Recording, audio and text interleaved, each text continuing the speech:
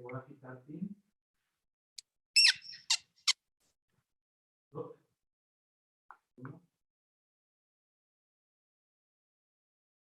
Vamos, si gustan, a dar inicio, aprovechando que ya tenemos las conexiones a YouTube y a Facebook. Listo. Muy bien, pues vamos entonces a dar inicio a esta quinta edición del diálogo entre médicos. Por parte de la Facultad de Medicina y Ciencias Biomédicas, agradezco antes que nada a los maestros que en esta ocasión nos acompañan a esta quinta edición de los diálogos entre médicos en el contexto de la pandemia de COVID-19. Dentro de este contexto, la Facultad de Medicina lo que ha hecho es invitar a los maestros de la misma facultad que tienen que están involucrados en el manejo del paciente COVID-19 a tener precisamente estos diálogos dirigidos a la comunidad médica para tratar de encuadrar cómo estamos enfrentando como comunidad médica el COVID-19. Y bueno, pues en esta ocasión hemos invitado a los maestros de medicina interna, del área de medicina interna de la Facultad de Medicina y Ciencias Biomédicas, y tenemos también como invitado al doctor José Juan Lozoya, maestro del área de cardiología, también de la Facultad de Medicina y Ciencias Biomédicas. Para mí es un gusto y agradezco a los maestros que en esta ocasión nos acompañan. Dentro de la pandemia, lo que hemos visto dentro de la morbilidad y mortalidad de esta enfermedad, hemos visto que algunos de los factores agravantes o algunos de los factores que complican al paciente son precisamente las comorbilidades. Y precisamente las comorbilidades, aquellas enfermedades crónico-degenerativas que realmente pues nunca han dejado de ser pandemia, y bueno, pues ya los maestros nos ampliarán más al respecto.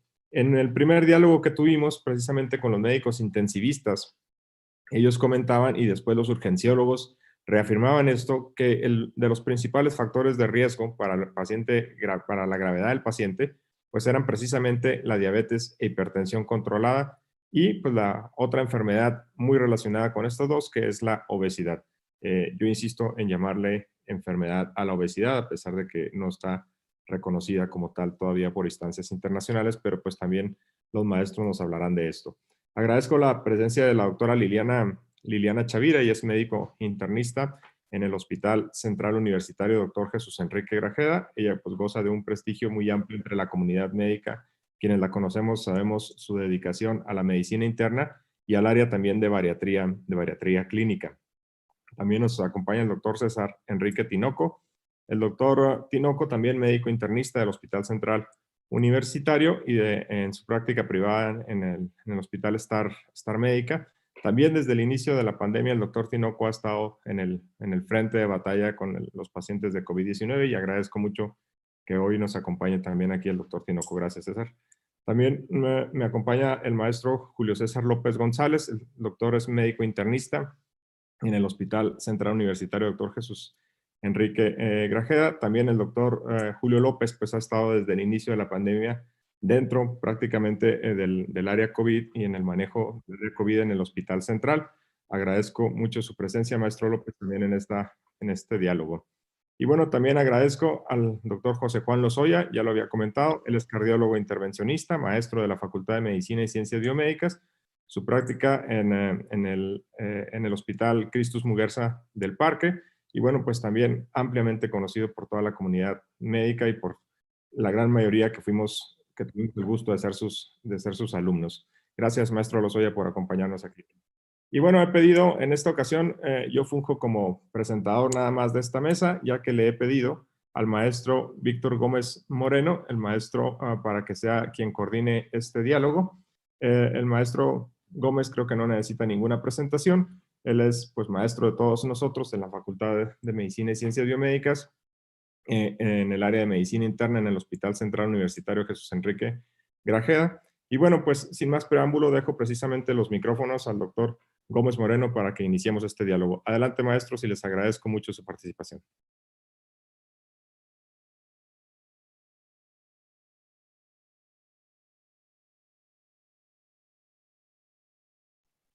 El micrófono, maestro Gómez. El micrófono, doctor Gómez. No me di cuenta, disculpe.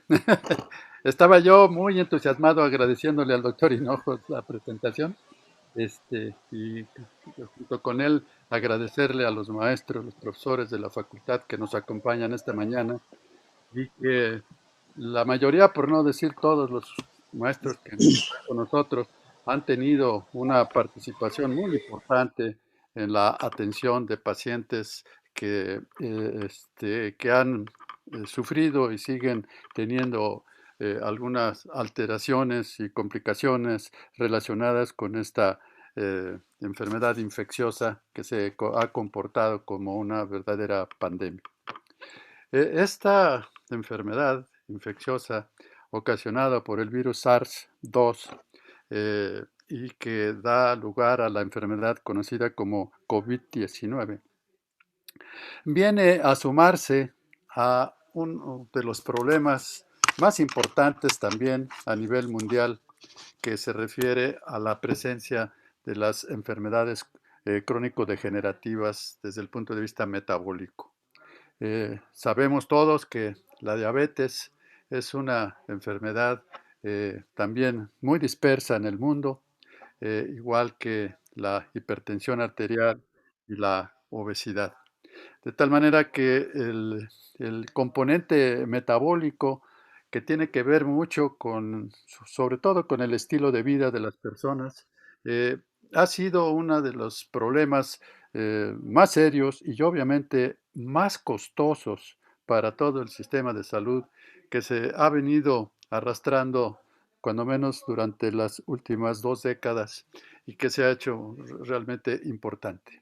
En este terreno, se suma esta otra entidad conocida como COVID-19, que viene a complicar todavía más el componente ya de por sí de afectación como enfermedad en el ser humano, pues prácticamente de todo el orbe, ¿no?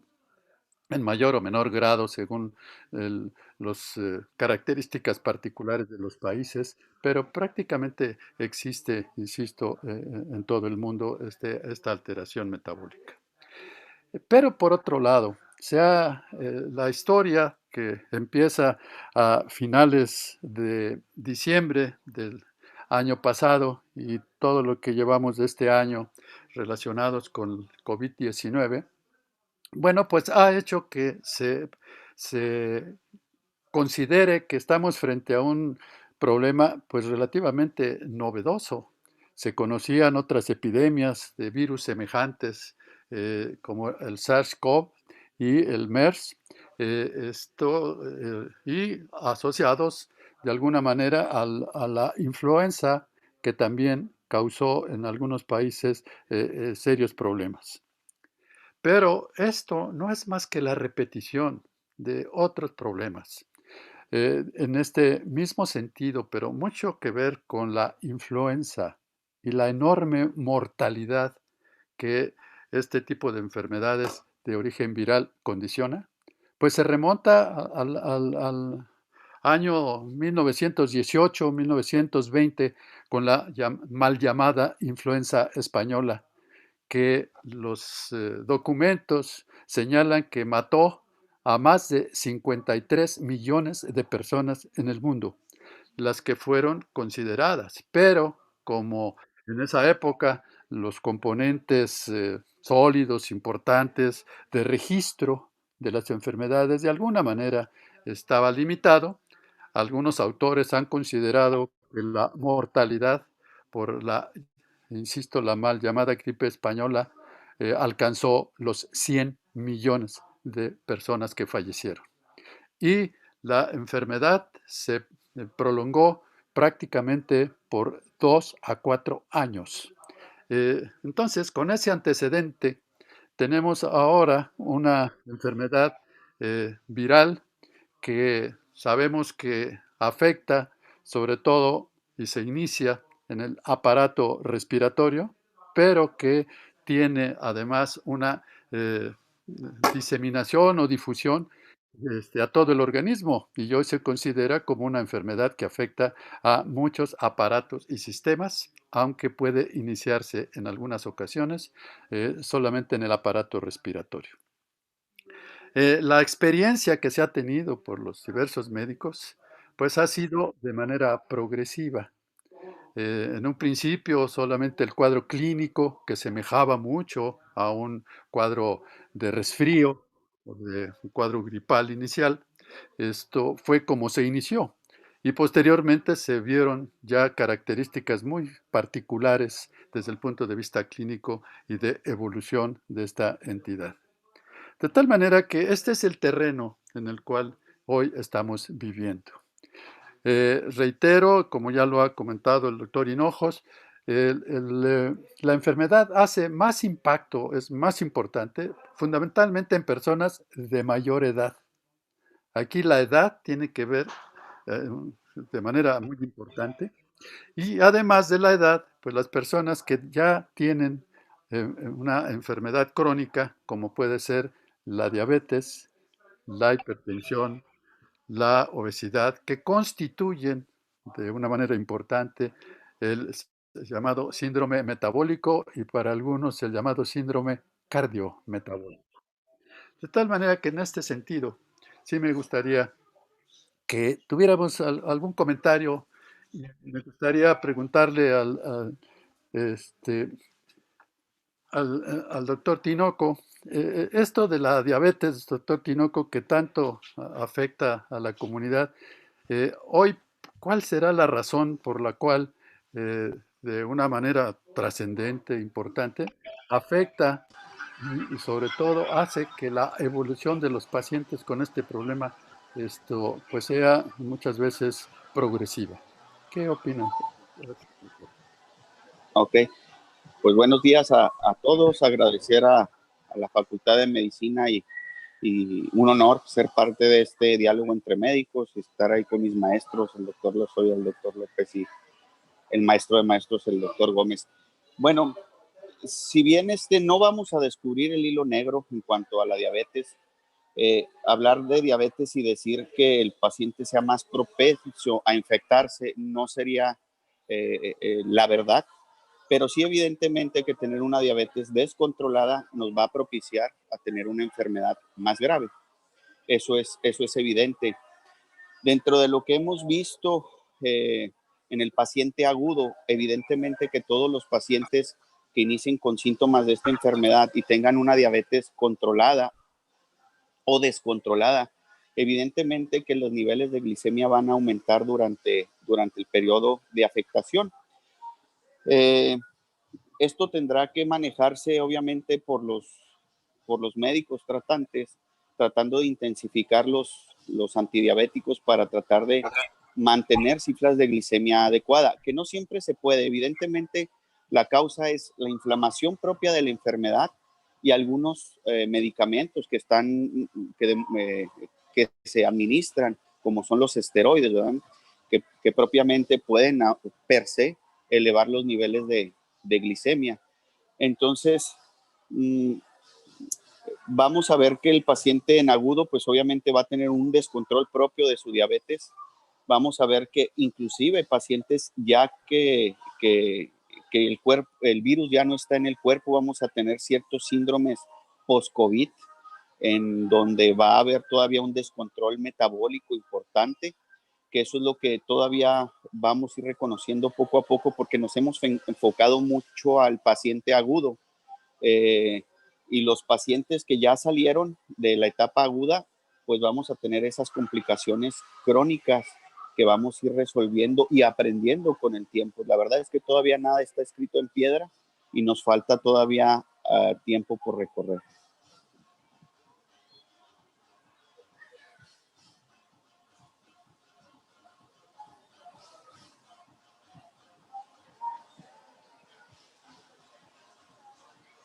Maestro Gómez ya se nos fue por ahí. Que preguntarle al doctor López si otros factores bioquímicos, además de la hiperglicemia, están involucrados en el riesgo de desarrollar esta entidad COVID-19 de manera severa, ¿no? Bueno, buenos días a todos. Es un honor para mí estar aquí compartiendo el micrófono y la cámara ante tanta gente. Veo que han conectado bastantes personas, médicos interesados. Sí, hay muchos aspectos con respecto a lo que estamos viendo ahorita con el COVID. Ya vimos que el diabético es un paciente que está en un estado inflamatorio per se, el obeso, el paciente hipertenso que tiene daño endotelial, que tiene proteinuria, que tiene proteína C reactiva y elevada. Y todo el mundo sabemos que el paciente obeso tiene altos niveles de interleucina 6, que ya están altos desde antes de que el paciente se infecte con COVID. Y hemos visto que el paciente con COVID hace unas grandes elevaciones de interleucina 6, una gran cantidad de liberación de citoquinas, que esos son los que llevan a cabo la inflamación pulmonar y el daño pulmonar. El virus llega, se instala, genera la inflamación y eso va a generar que tenga toda la cascada inflamatoria. Y es lo que nos lleva al paciente a que caiga al hospital, que requiera ventilación mecánica. Pero los aspectos bioquímicos ya el paciente trae alterados desde antes de infectarse. Eso es lo que está llevando al paciente a que caiga en un estado más crítico, ¿sí? O sea, si un paciente puede ser diabético, puede ser hipertenso, puede estar delgado, estar controlado, y a lo mejor desarrolla un cuadro de COVID leve, pero aquel paciente que ya estaba descontrolado antes de adquirir el COVID o el virus, es aquel paciente que va a tener un factor de riesgo mayor. El día de ayer me encontré una calculadora que sacó el IMSS, no la había visto. Una calculadora que pone uno ahí si es hombre, si es femenino, masculino, la edad, factores de riesgo, y ahí le dice el riesgo de que el COVID vaya a ser grave y que vaya a requerir hospitalización, incluso ventilación mecánica.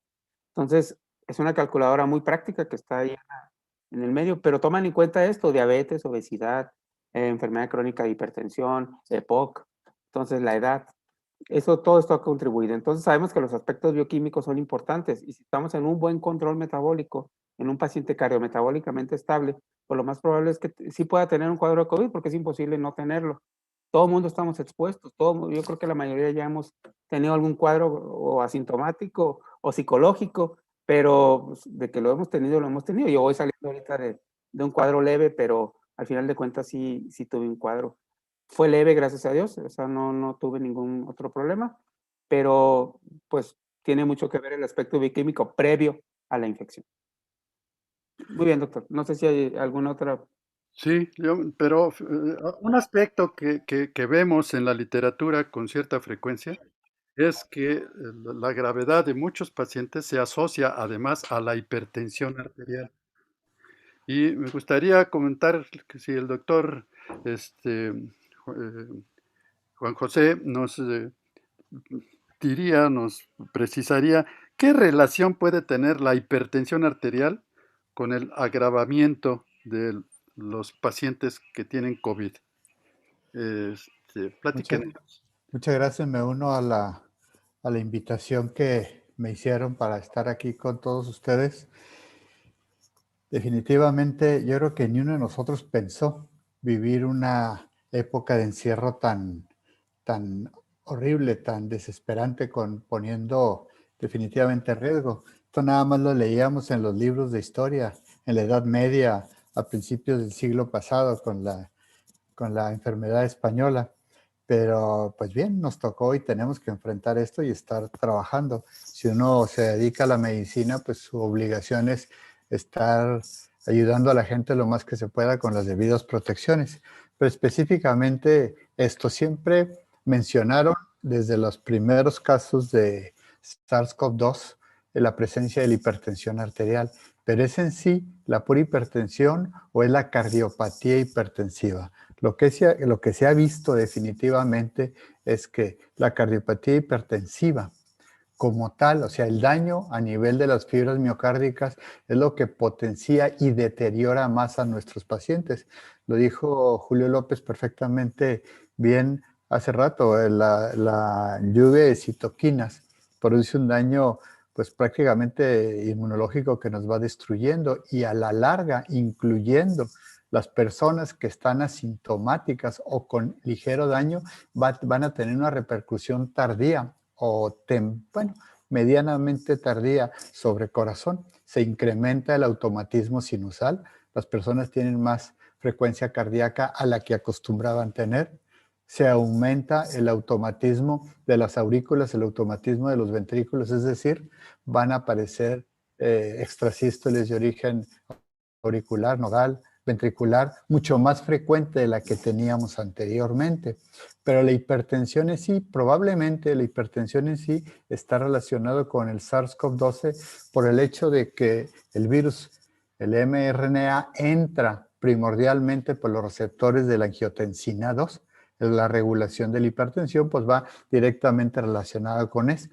Acuérdense que tenemos dos receptores de angiotensina, el 1, que es el que nos hace daño, entre comillas, y el 2 es el que nos protege. La vida es un balance entre los dos receptores, pero el 1 es el que más daño nos hace. Dicen que entra por los receptores 2, que hay gran cantidad en la boca, en las vías respiratorias, en el tubo digestivo, no nada más a nivel renal, a nivel pulmonar. Entonces, el virus entra por eso y lo único que hace es reproducirse ahí. El daño está dado por toda la liberación de interleucina 6 y toda la lluvia pues, de citoquina, no nada más la interleucina 6, que es el que empieza o comienza el daño a nivel pulmonar.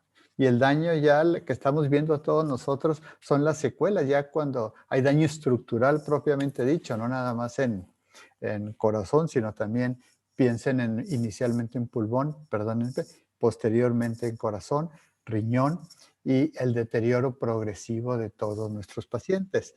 El paciente hipertenso, solamente, puramente hipertenso, es decir, el estadio 1, no hay una mayor relación con el daño a nivel del SARS-CoV-2. Fíjense ustedes que la gente, pues, por así decirlo, tiene más miedo el que es puramente hipertenso que el que tiene cardiopatía. Anda buscando la incapacidad para no enfrentarse en el trabajo a este tipo de situaciones, cuando en realidad las personas de más alto riesgo, los que les veo más complicaciones, son los que tienen cardiopatía bien establecida por la hipertensión arterial. Aunque la experiencia que se tiene en nuestro país, lo dirá perfectamente Julio, Liliana, etcétera, es el paciente con sobrepeso. Creo que hay más problema en el paciente con sobrepeso que en el paciente con cardiopatía, con hipertensión arterial, con la misma diabetes. Muchos pacientes diabéticos tienen menos problema que el paciente obeso. Y luego agréguenle por otro lado, de que ¿por qué el varón más que en la mujer? Pues recuerden ustedes que también el receptor de los andrógenos sirve como receptor para el virus. Entonces tenemos más daño las personas con cardiopatía, con obesidad del género masculino. No sé si haya respondido poquito esa pregunta para todos o hay alguna otra pregunta metida entre la gente del público. Pero usted ha tocado, ya han tocado todos el aspecto de obesidad. Y la doctora Liliana tiene un concepto muy claro de lo que es la obesidad. Y, doctora Chavira, fuera tan amable en darnos o compartirnos su opinión en relación al concepto de obesidad y a la definición que hoy se tiene ya aceptada como una enfermedad y no como un estilo de vida. ¿Qué tal? Buenos días. Un gusto también estar con todos mis maestros y amigos. En este contexto, ahorita escuchándolos hablar a todos, como mencionó ahorita el doctor Gómez, la obesidad ya considerada como una enfermedad, como una ente de la madre de todas las enfermedades que consideramos en muchas situaciones, sobre todo en cuestión de obesidad y cuestión de hipertensión. Y como componente de síndrome metabólico, pues realmente aquí es importante el concepto de obesidad. ¿Por qué? La obesidad, como ya les digo, pues como nos lleva a desarrollar diabetes e hipertensión, también nos lleva a mucha disregulación a nivel sistémico e inflamatorio. Esta enfermedad lo que hemos visto que el virus no es lo que nos mata es la inflamación. El paciente obeso es un paciente inflamado y en ese sentido de inflamación, independientemente de las enfermedades concomitantes como diabetes o hipertensión, el riesgo es mucho mayor. Comentaba ahorita el doctor Lozoya, o sea, no importa ser hipertenso, aquí el problema sobre todo es toda la modulación inflamatoria que tenemos relacionado con el obeso en cuestión de adiposidad y esta disregulación que tiene y en cuestión alimenticia. Entonces, independientemente del control de las enfermedades crónicas, tenemos que enfocar desde el durante la enfermedad y el post, a enfocarnos en la cuestión no solo del peso, sino en la alimentación y todo lo que desencadena o nos hace que podamos tener un mejor control de las enfermedades crónicas, pero basándonos en el concepto de obesidad.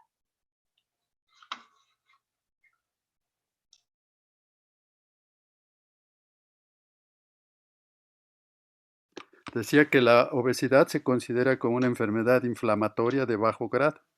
Y si somos más estrictos, la diabetes también tiene este componente inflamatorio, de tal manera que sobre ese terreno de inflamación se injerta una enfermedad que produce daño por impulso y acción exagerada del aparato inmunológico, ¿no? Entonces, esto que usted señalaba de que por una parte, pues sí, la presencia del agente extraño que es el virus, pero sobre todo la respuesta inmunológica es la que causa el daño tanto pulmonar como sistémico.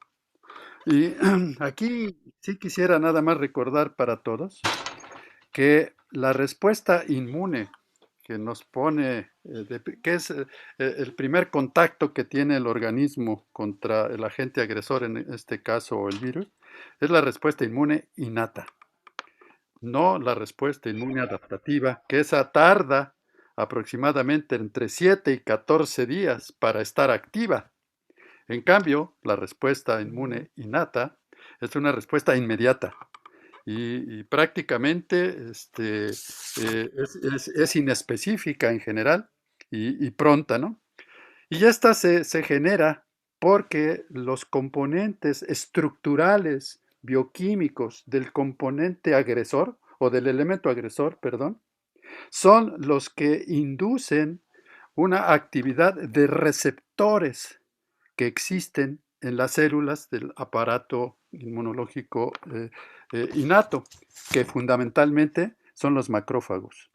Y estos macrófagos tienen en su superficie receptores que se llaman así factores de reconocimiento patrón. Estos factores de reconocimiento patrón son capaces de detectar casi inicialmente la presencia de un agente extraño. ¿Por qué? Porque estos receptores detectan bioquímicamente incluso los elementos que constituyen al agente agresor. De tal manera que activación de estos receptores de reconocimiento patrón son los que van a condicionar la activación fundamentalmente de células presentes y que responden muy rápido, que son los macrófagos. Y los macrófagos se caracterizan por ser células productoras de sustancias. Las más importantes, las citocinas.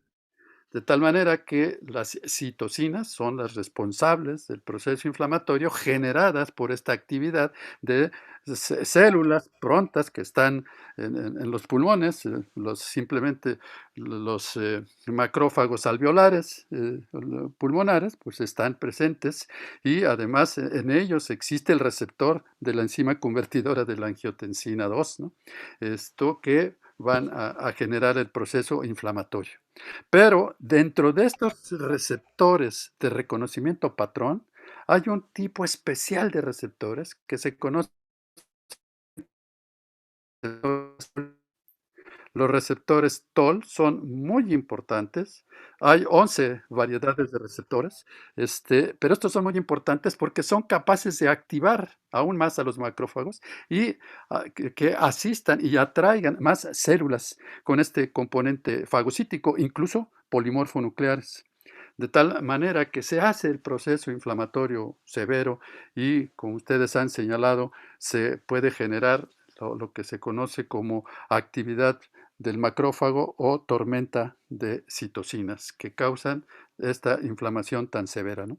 Entonces, sabemos que hay otro tipo de receptores también, que son receptores moleculares asociados a patógenos, que también tienen esta acción de producir una mayor cantidad de citocinas, y estas a su vez generan la atracción de células capaces de inducir más producción de sustancias proinflamatorias y causar el daño que clínicamente observamos en estos pacientes, ¿no? Entonces, este es el elemento que la doctora Chavira mencionaba como el elemento inflamatorio capaz de condicionar el daño. severo a nivel pulmonar inicialmente y a nivel sistémico. Yo quisiera reiterar esto que comentaba el doctor Lozoya. Hay alteraciones cardiovasculares, hay alteraciones gastrointestinales, renales, del sistema nervioso central, características, ¿no? en una difusión pues, de estos pacientes. Y destacar también lo que mencionaba el doctor Tinoco. La enfermedad puede ser leve, moderada o severa. Y en ese sentido hay razones amplias, ¿no? ¿Cuáles son las condiciones de salud que guardaba la persona antes de la infección? ¿Cuál es el inóculo, que también tiene importancia? La cantidad de gérmenes de virus que ingresan a la persona y que generan pues el inicio del problema. Algunos aspectos epigenéticos relacionados con este mismo componente, que son los que de alguna manera todavía no bien precisada van a hacer que la persona tenga una infección leve o que evolucione hacia una infección grave que pueda causar incluso shock septicémico, falla orgánica múltiple y muerte, ¿no? Que es lo que nos preocupa a todos. En todas las publicaciones, ustedes han mencionado, se menciona que la enfermedad en general, alrededor del 80%, es una enfermedad con manifestaciones leves. Y que en un 10 a 15% de los casos es moderada y solamente en el 5% de los casos se comporta como una enfermedad grave, ¿no? Esto es lo que se menciona. Pero hemos visto cómo la saturación de los hospitales con pacientes de una enfermedad moderada a severa va siendo cada vez más importantes y con poblaciones donde por la edad, por la alteración metabólica previa, hacen que evoluciones hacia condiciones graves, ¿no?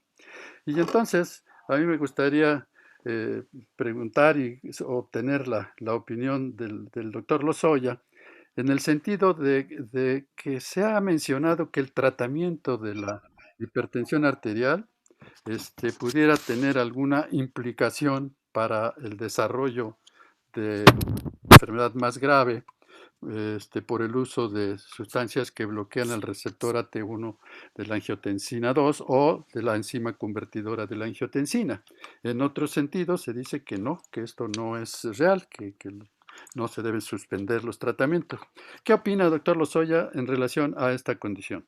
Era muy buena pregunta, así como dicen por ahí, las grandes verdades de ayer son las grandes mentiras del día de hoy. En esta enfermedad, estos cambios no han pasado a lo largo de los años, sino estos cambios están pasando a lo largo de los meses, lentamente, definitivo. Eso es definitivo. Hubo una época en que se decía, muy bien, si tú tienes un paciente con inhibidores de la enzima convertidora, los priles, o los sartanes, inhibidores de bloqueadores de angiotensina 2, estás protegiendo al paciente. Pero inmediatamente salieron otras publicaciones que nos decían, no lo estás protegiendo, estás predisponiéndolo al pobre paciente a que tenga una enfermedad mucho más severa. Definitivamente lo que hace a nuestra práctica es el hecho del tiempo. Se ha visto que el usarlo o no usarlo, el cambiarlo, el iniciarlo, no modifica para nada la historia natural de la enfermedad. Lo que sí se está viendo es que muchos hipertensos que caen, en parte el hecho de estar encerrados en la cama, sin movimiento, sin actividad, ay, disculpen, eso nos va a provocar hasta cierto punto que la presión tienda a bajar, ¿sí? A reducirse y que tengamos que modificar poquito nosotros nuestros parámetros médicos en relación a la hipertensión arterial. No muchos cambios definitivos, pero no tenemos por qué seleccionar un tipo de medicamentos, otro tipo de medicamentos para el paciente que está con este tipo de patología. Hasta ahorita no han demostrado nada. Eso es mi concepto. Pero vuelvo a lo mismo que dije inicialmente. Las grandes verdades de ayer son nuestras grandes mentiras y así va evolucionando la medicina, definitivo. Así es. ¿Estás de Un acuerdo? aspecto que considero importante es lo que estamos observando prácticamente todos los días. ¿Qué pacientes son los que requieren tratamiento y qué pacientes son los que requieren nada más vigilancia y un tratamiento sintomático discreto? ¿Qué opinión tiene eso, doctor Julio César López González? Muy buena pregunta, doctor. ¿Por qué? Porque hay veces que pecamos de incrédulos de que el paciente que está con un cuadro leve no va a evolucionar a un cuadro grave. Hay que identificar bien qué paciente puede evolucionar hacia un cuadro grave. Si es un paciente que tiene un cuadro leve o lo diagnosticaron con una PCR, el paciente tiene algo de cefalea, fiebre, pero es un paciente obeso, es diabético, es hipertenso, tiene más de 45, 50 años, puede evolucionar a un cuadro moderado a severo. Entonces ahí la vigilancia es muy importante. El tratamiento sintomático que se les ha dado al principio, pues muchas de las veces cubre un poquito los síntomas, pero lo primordial ahorita que estamos viendo y lo que ha sido como el estándar de oro es la tomografía de tórax. La tomografía de tórax ha venido a desplazar totalmente la PCR, que la PCR tarda lo menos 24 horas o 72 horas, algunos hasta 7 días, y en cambio la tomografía en cuestión de minutos podemos ver cambios pequeños pulmonares.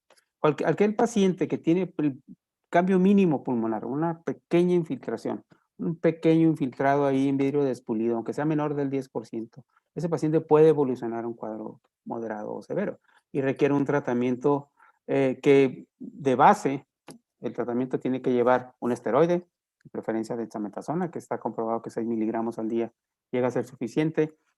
Tiene que llevar un anticoagulante, porque sabemos que hay problemas de trombosis en este tipo de pacientes, hay alteraciones de la coagulación, que sean microtrombos, y pedir unos exámenes para comprobar que haya inflamación, como es la proteína C reactiva, el dímero D, la ferritina sérica, para confirmar en qué nivel más o menos el paciente está ya en un estado inflamatorio.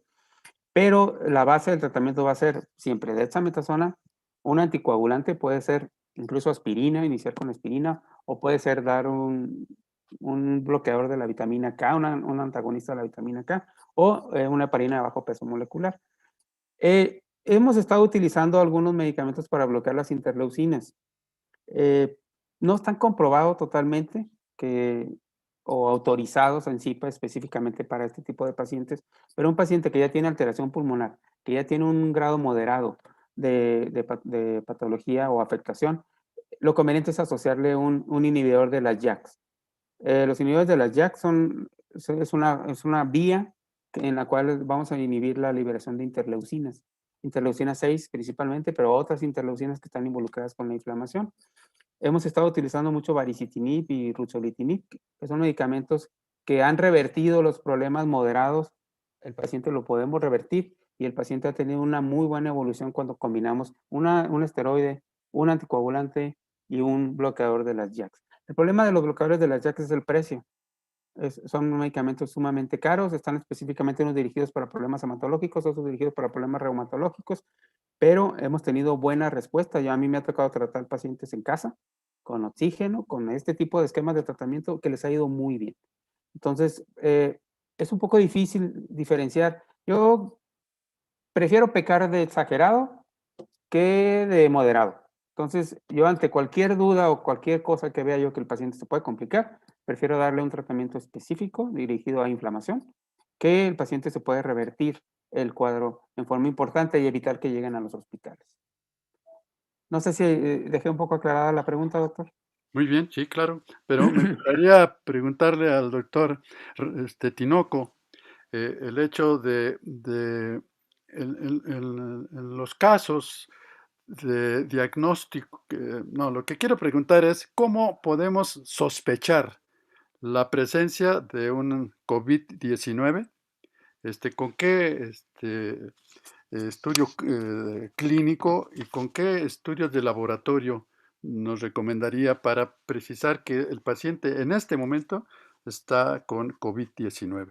y valorar, como decía el doctor López, con otros estudios, la evolución del caso.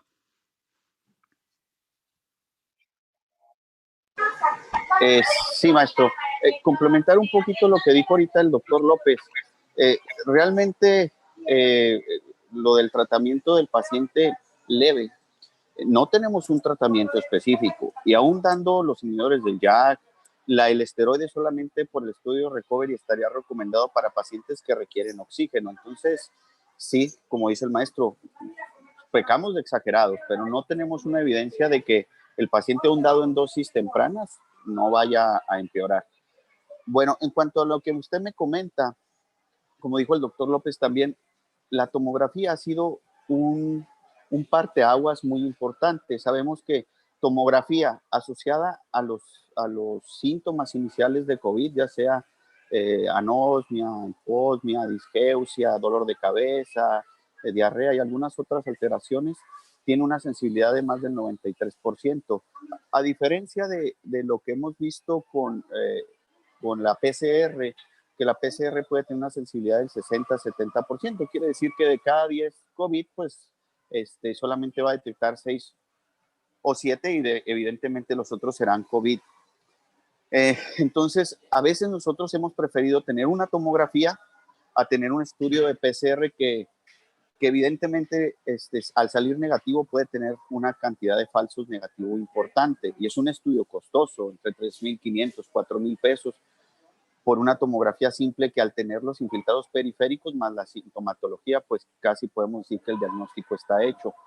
Hay otras pruebas por ahí que son las pruebas rápidas. Creo que se ha abusado de las mismas. No hay un sustento científico para seguir usándolas y que evidentemente alguna gente ha abusado de ellas tratando de venderlas. Entonces, pruebas rápidas no sería una recomendación por parte de las guías. Y tener en cuenta entonces, la PCR no es un estudio completamente fiable, aunque ya teniéndolo, pues su especificidad es del 100%, y evidentemente que la tomografía asociado a los síntomas, pues en fases iniciales aún, es ahora una herramienta diagnóstica muy poderosa. Eso sería lo que yo quisiera complementar. Okay. Bueno, yo también le preguntaría al doctor Lozoya el hecho de que en algunos casos se están usando tratamientos con estatinas, sobre todo la atorvastatina asociada. ¿Qué opina en relación a este uso de estatinas como preventivo también para el desarrollo de enfermedad grave, doctor Lozoya? Muchas gracias, doctor. Voy a aprovechar en agrandar poquito.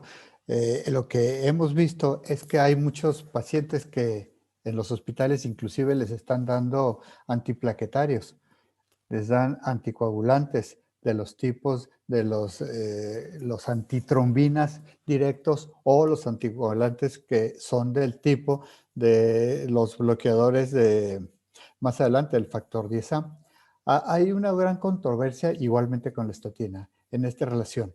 Hay mucha interferencia que existe entre los antivirales y en algunos casos en los inhibidores de los JAKs con el uso de los antiplaquetarios tipo clopidogrel, incluso con el prasugrel y el ticagrelor. No se recomiendan utilizar de manera preventiva el clopidogrel. La aspirina sí, porque no tiene tanta interferencia con los pacientes en casos relativamente muy graves. En casos ya que se requiere hospitalización prácticamente, el único antitrombótico adecuado es la heparina. No tiene ningún problema directo con los antivirales, o sea, el cruce de efectos secundarios, pérdida de acción, etcétera. Inclusive los anticoagulantes tipo vitamina K se deben dejar de utilizar. ¿Por qué?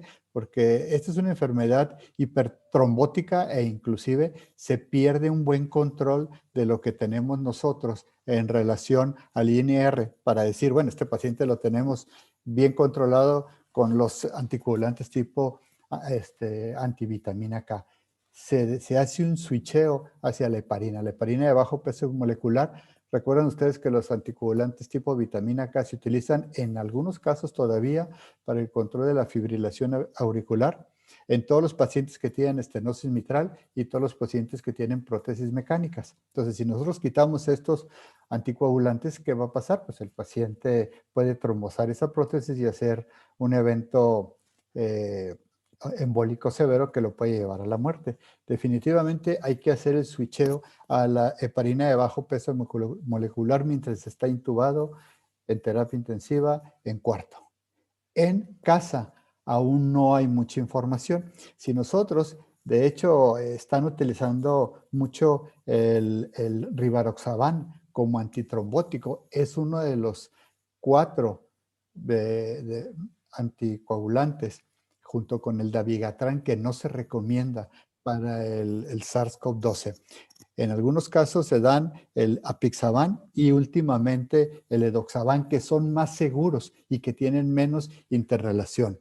Y yéndonos a las estatinas, pues se volvió a lo mismo. Se dijo que vamos a tener un efecto protector con las estatinas que fracasó, no funciona. Igual que para algunos casos de estenosis aórtica severa, se pensó en utilizar la estatina para evitar el desarrollo o la progresión de este daño a nivel de la válvula aórtica. Lo mismo pasó con el SARS-CoV-12. Por ahí hubo una publicación o casos al azar en donde decían que les iba bien si estábamos utilizando la estatina, la atorvastatina en especial, en algunos casos la rosuvastatina, que son las 2 estatinas de más alto poder a dosis muy altas, pero definitivamente hubo publicaciones en contra. Ya es como decía, la FDA a nivel de Estados Unidos, en las últimas fechas, ya por septiembre, el único tratamiento que aceptaba, además del anticoagulante y los corticoides, era el plasma fresco. Ya apareció otra publicación seria muy grande en donde decía que el plasma fresco no sirve absolutamente para nada.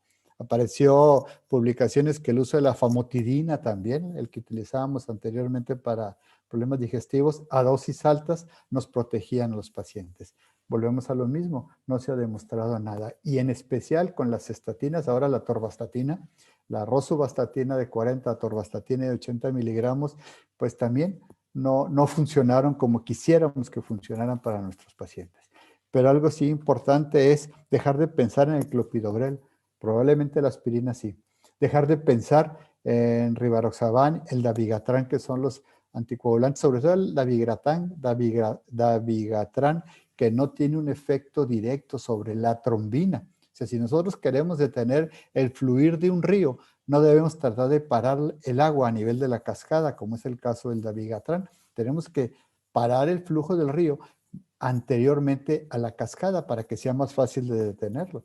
Y definitivamente, de los únicos fármacos que no tienen tanta interferencia con los antivirales y con otros, está la heparina de bajo peso molecular o no fraccionada, y probablemente o únicamente el edoxaban, la aspirina. Los demás no se recomiendan utilizarlos.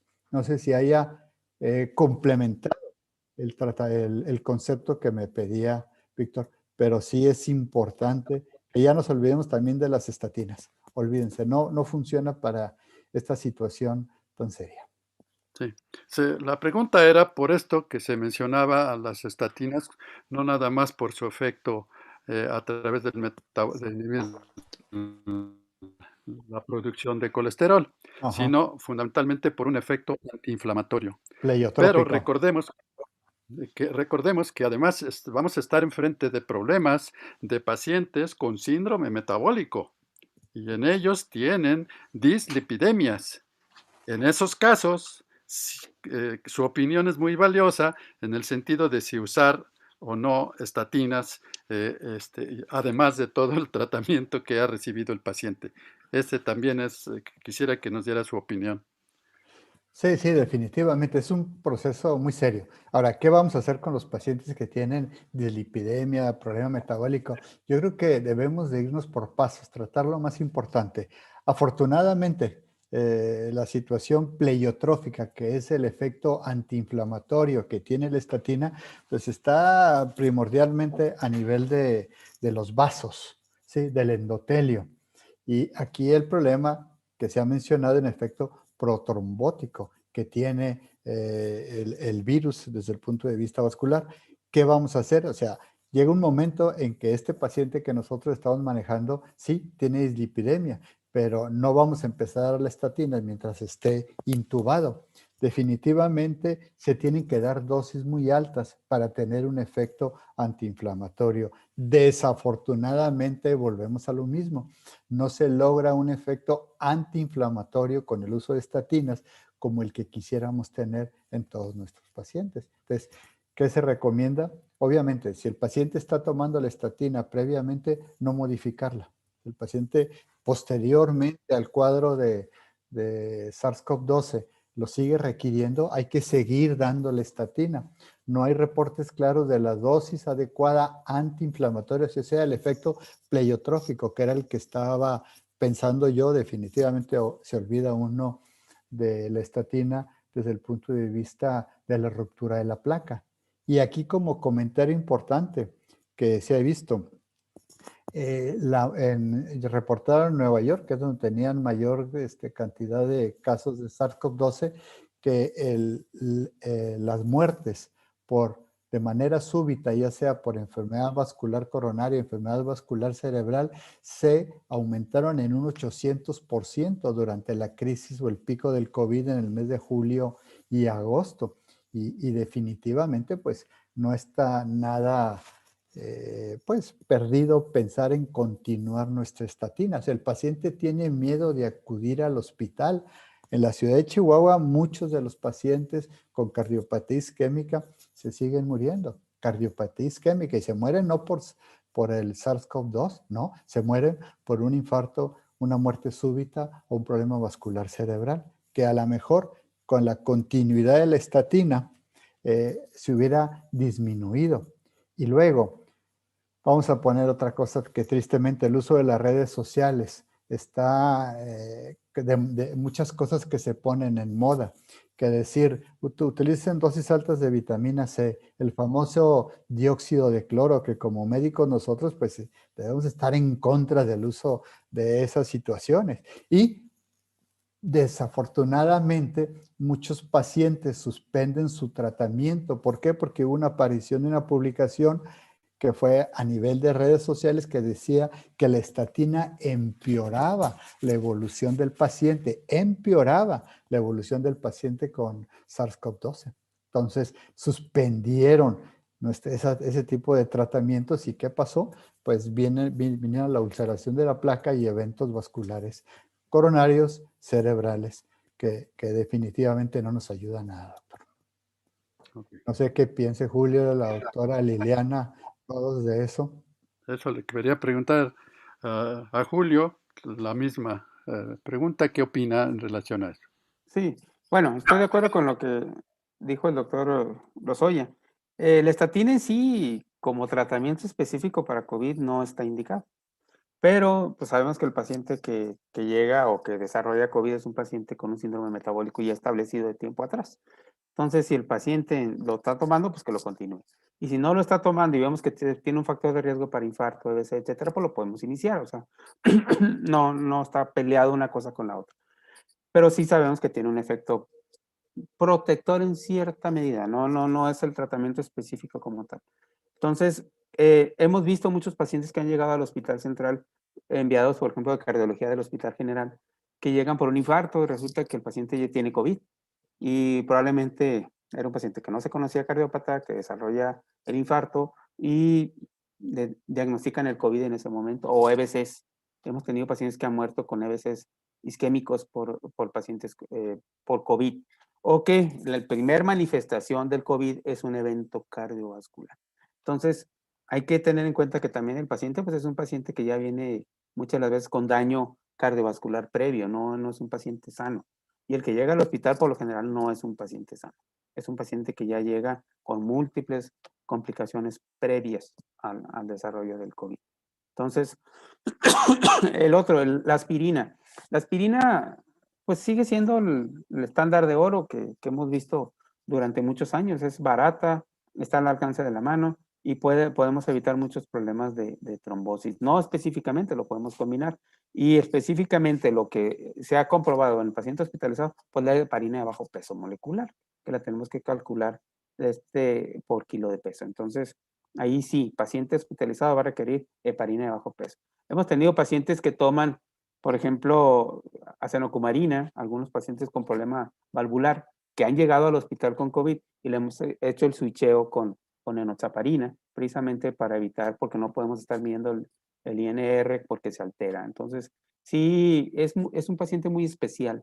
El paciente con COVID es un paciente totalmente diferente, el de la cama enseguida al de la otra cama. Entonces, tenemos que individualizar los tratamientos, no son recetas de cocina, eso hay que entenderlo. O sea, aunque hay un esquema basal, el esquema se tiene que ir adecuando a cada paciente, dependiendo de las patologías y las alteraciones que traiga cada paciente. Entonces, no hay esquemas ideales. Hemos aprendido con este tiempo que hay pacientes que les va a ir muy bien, hay pacientes que aunque les hagamos todo les va a ir mal. Entonces, desgraciadamente, pues estamos aprendiendo día con día. Muy bien, doctor, ¿no sé alguna otra cosa? No sé, quisiera la opinión del doctor Tinoco en relación a lo mismo. Doctor Tinoco. Sí, bueno, evidentemente pues ya se tocó ahí el tema. A mí me hace muy interesante lo que dice el doctor Lozoya, sobre todo de los esquemas, ¿verdad? Porque pues desde el inicio de la pandemia se dieron muchos tratamientos por compasión o por compasivos, que ese era el término de medicamentos que no teníamos sustentado científicamente que funcionan, pero al no tener nada empezamos a dar lo que venía, lo que hicieron los chinos, lo que hicieron los franceses, lo que hicieron los españoles, y de ahí pues obviamente ha venido disminuyendo, que ya hemos visto sustentado que la hidroxicloroquina queda de lado, que la citromicina queda de lado, que algunos otros medicamentos inclusive está en duda ahí los estudios para el Convacta y el Rempacta en el caso se me fue el nombre, de los del estudio que para manejar interleucina 6, que todavía también Tocilizumab. El tocilizumab, que todavía no tenemos una, que la industria farmacéutica ha estado tratando de meterlo dentro de los esquemas, pero no tenemos también que funcione para todos. Entonces, evidentemente que los anticoagulantes, evidentemente que las estatinas, yo me quedo en este sentido que en el paciente leve, el tratamiento es paracetamol y francamente puro tratamiento sintomático, que es difícil, que la anticoagulación y el esteroide vaya a mejorar, no lo sabemos, no tenemos. ¿Los damos? Sí, los damos, precisamente porque a lo mejor el médico no le dio y se complicó. El paciente se iba a complicar de una u otra forma con y esos tratamientos, eso hay que dejarlo bien en claro. Número 2, la vigilancia, ¿sí? El paciente deberá, obviamente, acudir. Sabemos que el paciente que llega tarde a hospital le va más mal, ¿sí? El paciente que llega más allá del día 7, día 8 a hospital le va más mal. Y yo creo que no es tanto el bloquear los procesos inflamatorios. De hecho, hay artículos donde decían la gran cascada inflamatoria y se quedó ahí, lo comentan como realmente es una lluvia, que realmente la sepsis de origen bacteriano, esa es la cascada inflamatoria más potente. Entonces, nos queda mucho por aprender. Comentaba de que el paciente llegue de forma temprana y eso por el uso de ciertos aditamentos como las puntas de alto flujo y algunos otros sistemas de ventilación mecánica no invasiva que retrasan o disminuyen hasta la progresión de un 30% de llegar a ventilación mecánica. Sabemos que el paciente llegado a ventilación mecánica, la morbimortalidad pues es muy amplia, ¿verdad? Entonces, dijo el doctor Lozoya, la verdad de hoy es la mentira del mañana. Entonces, todos los que estamos involucrados en esto desde hace mucho tiempo quisiéramos que saliera la pastilla mágica, la fórmula mágica y que se curaran todos nuestros pacientes y fueran a casa. Y con eso los servicios de salud, incluyéndonos nosotros, pudiéramos ya descansar. No parece ser que todavía esto vaya a llegar. Entonces, la conclusión sería todavía mantenernos alerta, mantener las medidas de higiene, distancia, porque no sabemos al que nos llegue. Hemos tenido pacientes graves intubados entre los 30 y tantos y los 45. Esto ya no es solamente del paciente añoso, el paciente con comorbilidades. Entonces, ese sería también mi mensaje. No quitar la guardia de encima,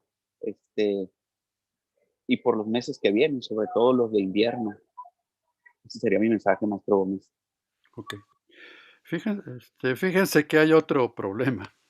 Los pacientes que llegan al hospital, o ya hay necesidad de intubarlos, muchas veces se prolonga el tiempo. Han estado pacientes con más de 10 días intubados y que obligan incluso a traqueostomías para conseguir el buen flujo respiratorio. Y en todo ese tiempo, el paciente está con la infección, está con tratamientos, está con esteroides, antimicrobianos. Y la pregunta obligada para la doctora Chavira: oiga, doctora, ¿y la nutrición? Estamos con un esquema o diferentes esquemas para mantener un estado de nutrición suficiente y que le demos elementos al paciente para que resista el proceso patológico, o nuestros pacientes pierden peso, no nada más a expensas de grasa, sino pierden masa muscular, que también influye mucho en el movimiento respiratorio cuando se acompaña de sarcopenia grave. ¿Qué opina, doctora, y qué se está haciendo para eso?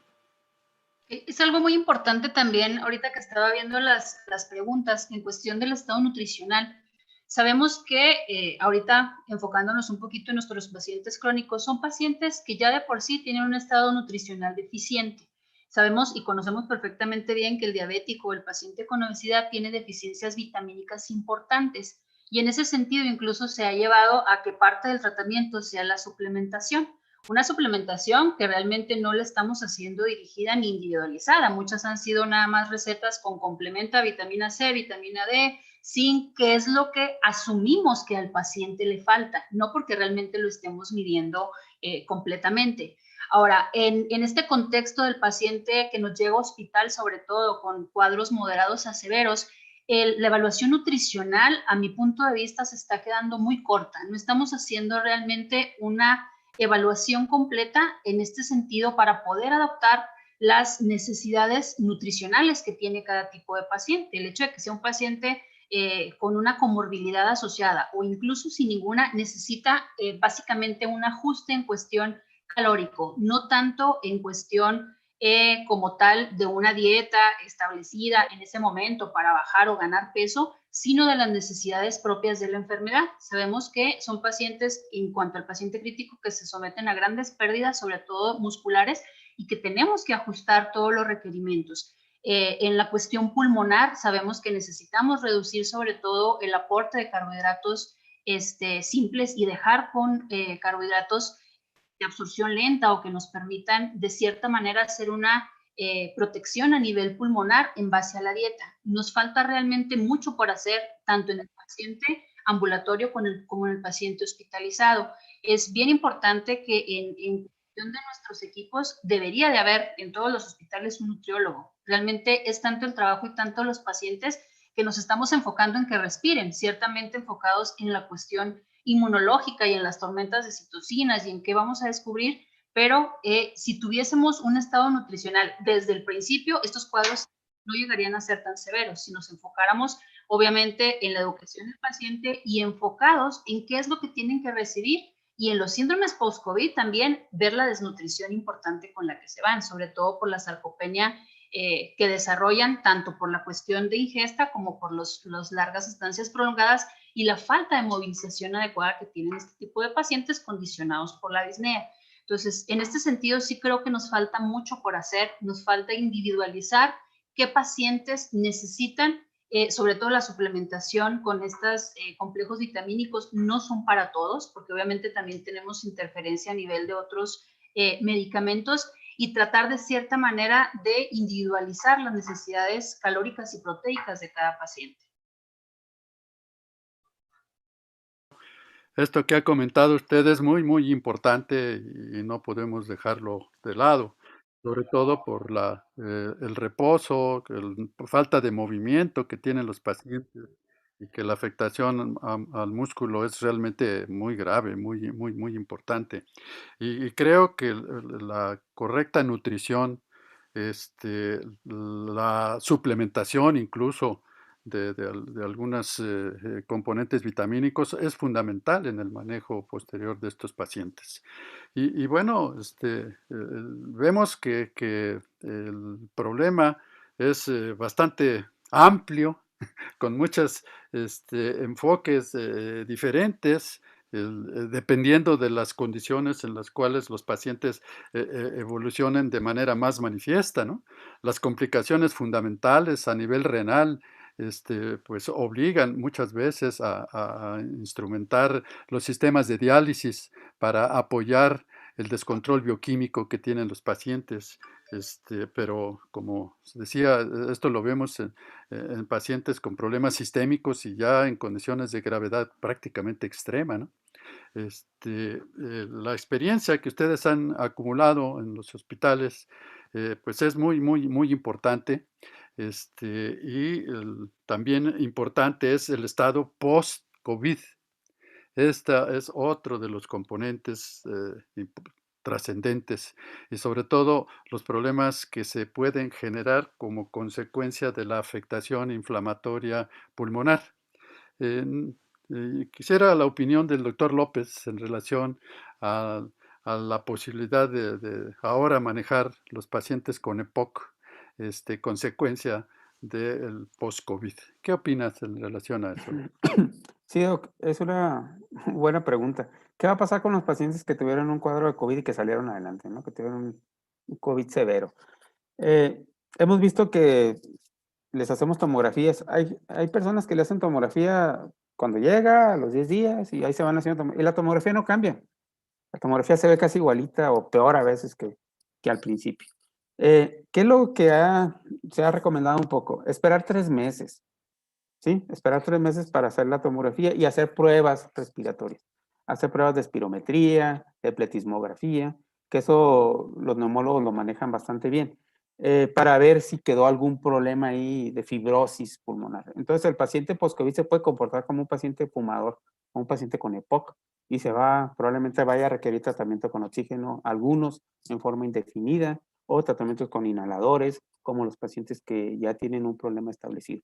¿En quienes hemos visto que les ha ido peor? El paciente que ya llega con un problema de EPOC, que tiene bulas, que tiene ya un problema establecido previo al COVID y desarrolla COVID, se empeora, aumenta la fibrosis y ese paciente por lo general fallece intubado.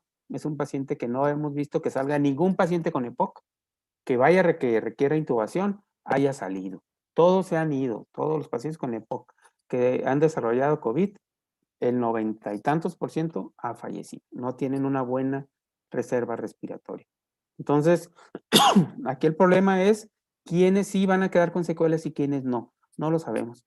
No hay ningún esquema ni hay ningún grupo de trabajo que esté trabajando, que esté haciendo ahorita un plan de desarrollo para evaluar y tratar a los pacientes post-COVID. Salen del hospital, se les da un seguimiento durante algún tiempo y cada quien que se rasque con sus uñas. O sea, no se está haciendo nada con respecto a un seguimiento como tal. Y incluso estamos viendo algunos pacientes que ya han llegado posteriormente aquí en Cristus, por ejemplo, o en el mismo Hospital Central, como vemos las tomografías 3, 4, 5, 6 meses después, muy feas, llenas de fibrosis, pacientes con disnea que requieren oxígeno durante mucho tiempo. Entonces, el síndrome post-COVID es algo que en el futuro nos va a tener que tomar tiempo para desarrollar un programa y pues vamos a tenerle que entrar también a las secuelas que nos va a llevar esta enfermedad. Tinoco, ¿ibas a decir algo? Tinoco, también hasta Doctor Lozoya. Sí, Sí, Aprovecharte, Julio, que comentaste. Hay muchos pacientes, pues, que tienen jóvenes, vamos a decir 25, 30, 35 años. Bueno, para mí son bebés. Para el doctor Víctor también son bebés. Sí, ustedes son prematuros, ellos son bebés que desarrollaron una infección. Sí, una infección respiratoria mediana con mucha hipertermia. La saturación de oxígeno bajó probablemente 89. pasa 1 o 2 semanas después de que el cuadro clínico mejoró y el paciente baja aún más su saturación, ya no tienen fiebre. En apariencia, porque aquí lo que domina es la clínica, perfectamente bien dicho, la tomografía, los cambios van evolucionando hacia una condensación, no mejora. Pero ¿en qué momento podemos decir, este paciente ya salió, la hipoxemia que tiene es a consecuencia del problema pues del mismo SARS-CoV que tuvo? Pero aquí la pregunta es, si son personas que previamente eran sanas, que hacían ejercicio, ¿por qué 2, 3 semanas después no se acaban de recuperar esa saturación de oxígeno? Me inquieta mucho saber eso a mí. Ok. Sí, tiene razón.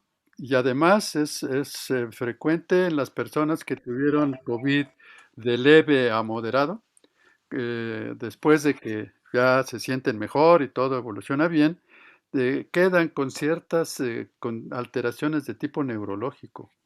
Están con insomnio frecuente, están frecuentemente con ansiedad o con cuadros depresivos, y que influye también de alguna manera esta condición del estado post infeccioso que, pues, como ustedes dicen, iremos aprendiendo progresivamente las consecuencias. No sé si hay algún otro comentario en relación a esto. Sí, Tinoco, ¿quieres comentar algo? Sí, maestro, evidentemente que eso es algo importante porque le hemos dado mucha difusión al agudo. No hay, apenas empieza a ver los consensos. ¿Qué es un síndrome post-COVID? Bueno, la literatura dice que aquellos pacientes que ya tienen más de 3 semanas del inicio de los síntomas y que siguen con alguna sintomatología. Dentro de nuestro contexto, obviamente, pues la hiperglicemia, el descontrol de su hipertensión, pero se ha visto, eh, y esto hay que dejarlo bien en claro, porque el paciente dice, el síndrome de fatiga crónica, yo sigo cansado. El virus ya no está, las PCRs pueden ser ya negativas y los sistemas inflamatorios, las PCRs, BCG, las interleucinas inclusive estar normales y el paciente sigue cansado, una fatiga extrema que a pesar de dormir no se recupera. Queda todavía inclusive la tos.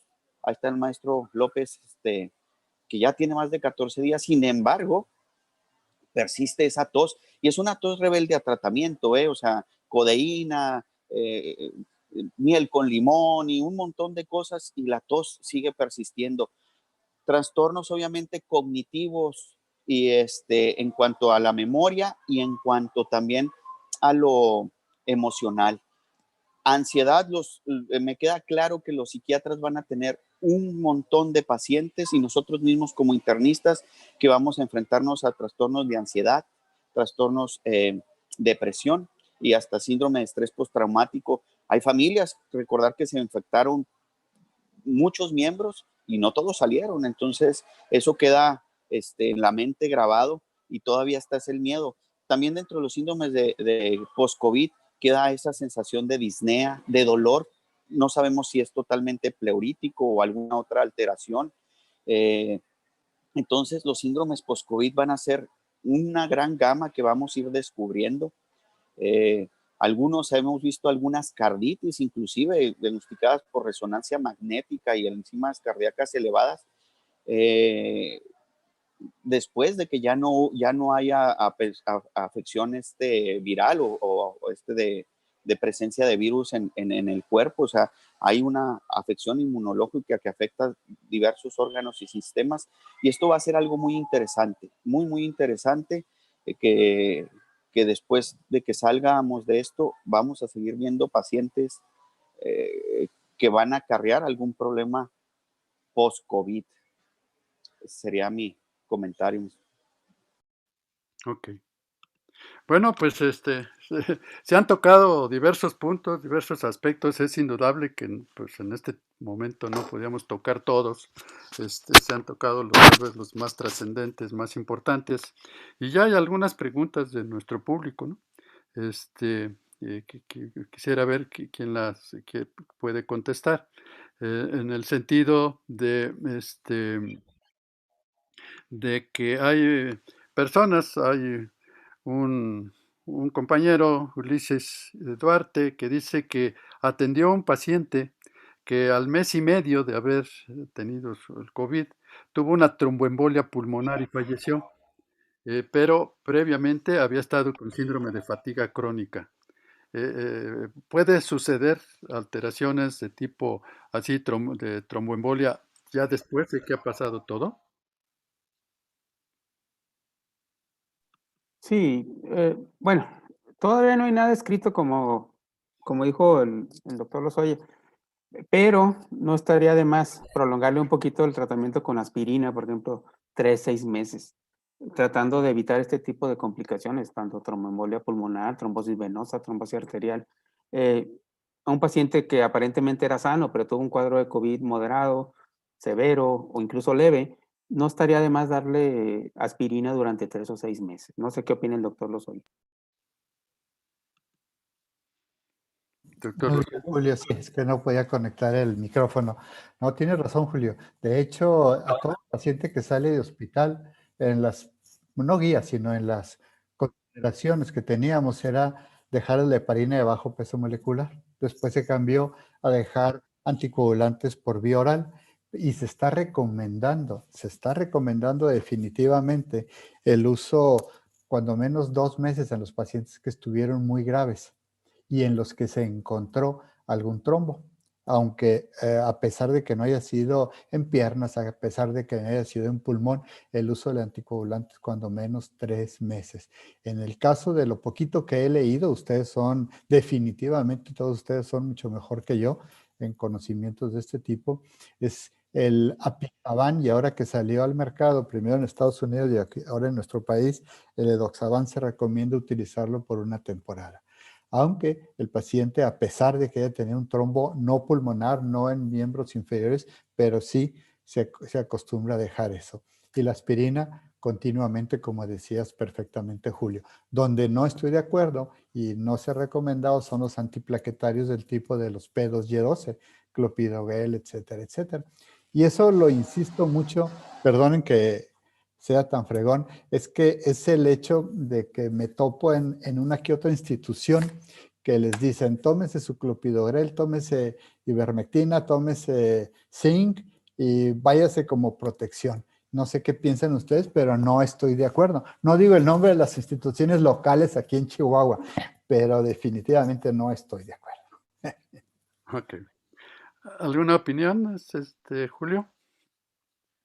No, que estoy de acuerdo con lo que dice el doctor. Yo creo que hay que prolongar un poquito la protección con antiagregantes plaquetarios. Puede ser anticoagulante durante un tiempo y luego ya seguir con la aspirina durante algunos meses. Creo que no está de más proteger al paciente. Y un comentario también, doctores, es el hecho de que si estamos en una época, todo el mundo dice, alguien se resfrió, hay que pensar en COVID. No, hay alguien que llegue con una tromboembolia pulmonar, alguien que llegue con enfermedad vascular cerebral embólica, hay que pensar en SARS-CoV-2, si están de acuerdo. También definitivamente en esa cosa nos ha parecido mucho, por ejemplo, en las tomografías, como decían, pacientes que llegan con dolor abdominal, pacientes que lleguen con tromboembolia pulmonar, se ve en el vidrio expulido muy sugerente del SARS-CoV-2. Muy bien. Hay otros comentarios en el chat donde mencionan si la alteración en el gusto y en el olfato de los pacientes se puede prolongar incluso en la etapa post-COVID. ¿Qué opinan? Si les ha tocado ver eso. Sí, indudablemente que son parte de los síndromes post-COVID. Por ahí alguna publicación decía que inclusive el perder primero el olfato era algo protector, pero sin embargo era un estudio con muy baja metodología, pues no sabemos si es protección o es pura causalidad. Sin embargo, sí, la disgeusia y la hiposmia pueden ser factores que se pueden mejorar en semanas o inclusive hasta meses, o sea, no hay un patrón cuál le va a ir mejor, ¿no? Pero sí es algo que puede durar, persistir, como dijimos, aun cuando ya el virus no está. pregunta para el doctor Lozoya, donde dicen que el doctor Rogelio Muñoz dice que se están viendo cada vez con más frecuencia pacientes que mejoran y que entre los 10 o 15 días después desarrollan problemas cardiovasculares súbitos, incluso muerte súbita. ¿Qué opina el doctor Lozoya en relación a esto? Es lo que le acabo de contestar. Un saludo, Rogelio Muñoz. Es lo que acabo de contestar en el sentido de que esas son las famosas secuelas de que estuvimos hablando al principio. Las secuelas de la miocarditis, las secuelas de un estado hipertrombótico. Muchos inicialmente no se recomendaban seguir el tratamiento en base a anticoagulantes por vía oral o heparina de bajo peso molecular, e inicialmente se vio que fallecían súbitamente. El otro problema es las secuelas de la miocarditis en gente sana. Hay una miopericarditis específica del SARS-CoV-2 que tiende a producirnos, además de aumento del automatismo, otra serie de arritmias severas que son más letales, como la taquicardia ventricular. Y por último, en personas pues con factores de riesgo que ya estuvieron hablando de la dislipidemia, factores de riesgo cardiovasculares, son pacientes que salen a una situación del SARS-CoV-2, pero desarrollan un problema de un infarto agudo del miocardio que no fue tratado en su momento, o no le dimos tanta importancia quizás, o no fue detectado, y eso es otra de las causas de muertes frecuentemente a nivel mundial, no nada más a nivel de México, y en este caso del estado de Chihuahua. Bien. Hay un comentario de la doctora Iris Daurich. Dice que en Chiapas el esquema de tratamiento prácticamente para todos los pacientes con COVID es a base de Coplavix, Ivermectina y acitromicina. Bueno, es un poco diferente de lo que comentaba el doctor Lozoya, ¿no? Pero pues esto es en Chiapas, lo que están usando, ¿no? A lo mejor no hay otras cosas, no sabemos.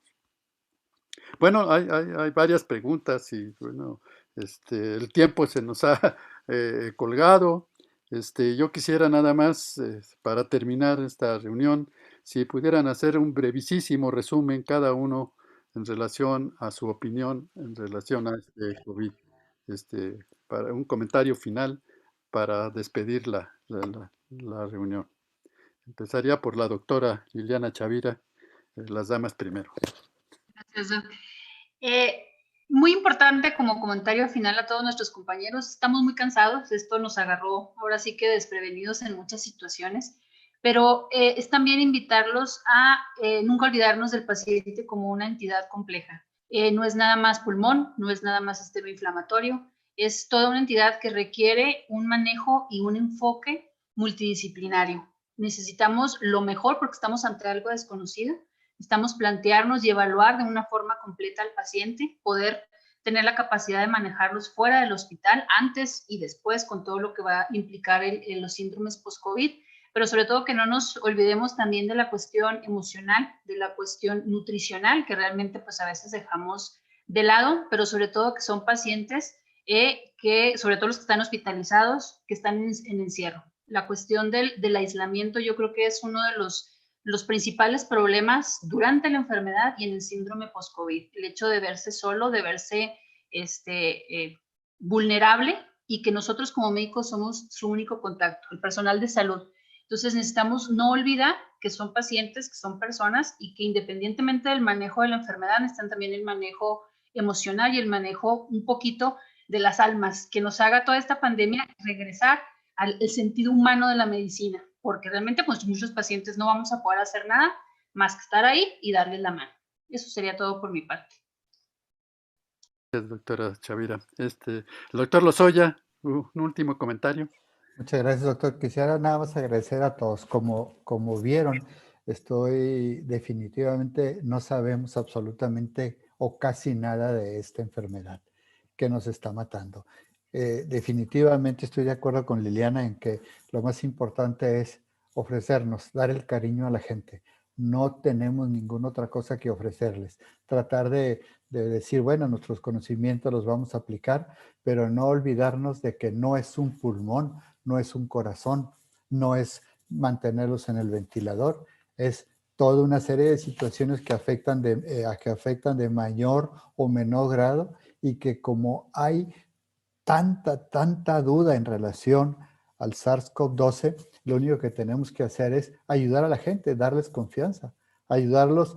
Decía César Tinoco del tratamiento compasivo. Pues quizás no sea compasivo, como comenté en alguna de las preguntas, estamos, entre comillas, experimentando con nosotros mismos. Agradecerle a todos los que estuvieron presentes aquí todo este tiempo por escucharnos, y agradecerle a Luis Carlos Hinojos la invitación, a usted, doctor Víctor Moreno, y a mis compañeros, a Julio, a Liliana, a César Tinocos, que estuvieron escuchando a un par de viejitos durante un buen tiempo y no pusieron caras de enojo. Felicidades a todos y muchas gracias. Gracias, de Tolosoya. Julio César López.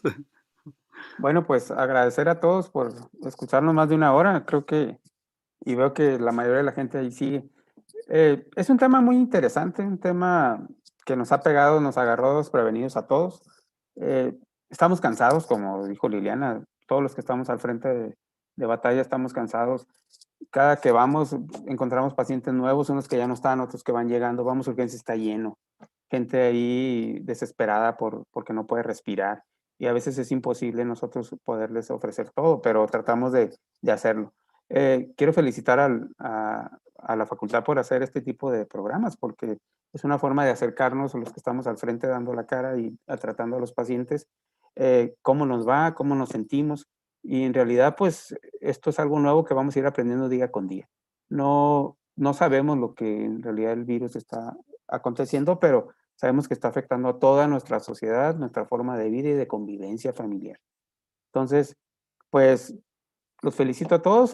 Espero que hayamos tenido un bonito programa. A mí me gustó el intercambio que hicimos. Y pues, bonito sábado para todos. Buen fin de semana. Gracias, Julio. Doctor César Tinoco, un último comentario.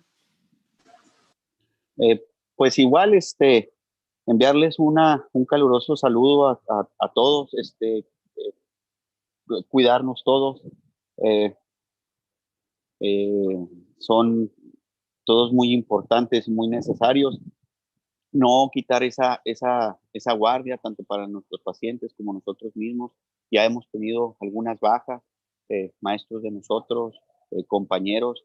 Esto nadie está exento, entonces me queda claro que nosotros vamos a seguir ahí peleando en la trinchera, seguiremos dando nuestro mejor esfuerzo, pero creo que unidos pues tendríamos que algún momento salir de esta situación. Añoramos el tiempo en el que sea el último paciente y volvamos a nuestra vida pasada, añorada, ¿verdad? Prácticamente. Darle las gracias al doctor Hinojos por estas pláticas que son muy académicas también para nosotros. Y maestro Gómez, cuídense mucho. Maestro Lozoya, cuídense mucho. Nos vemos pronto con el favor de Dios. Muchas gracias. Bueno, pues muchas gracias a todos. Ha sido una muy buena reunión. Obviamente no se pueden tocar todos los puntos de esta enfermedad tan amplia, tan compleja y que que nos afecta a todos en un momento dado, ¿no? Entonces, un abrazo para todos y mi agradecimiento para todos ustedes por su participación, y al doctor Hinojos por haber invitado a mal coordinar esta reunión. Y doctor Hinojos, tiene la palabra. Gracias. Muchas gracias, maestro Gómez Moreno, y sobre todo gracias también al resto de los maestros que nos acompañaron en esta quinta emisión del Diálogo entre Médicos. Creo que, como ya bien lo comentaron, la comunidad médica está cansada. Como se comentaba en el Diálogo de los Urgenciólogos, es tiempo de unir esfuerzos todos para tratar de salir de esta difícil prueba que nos tocó vivir a nivel mundial, pero pues en nuestra comunidad de manera muy intensa.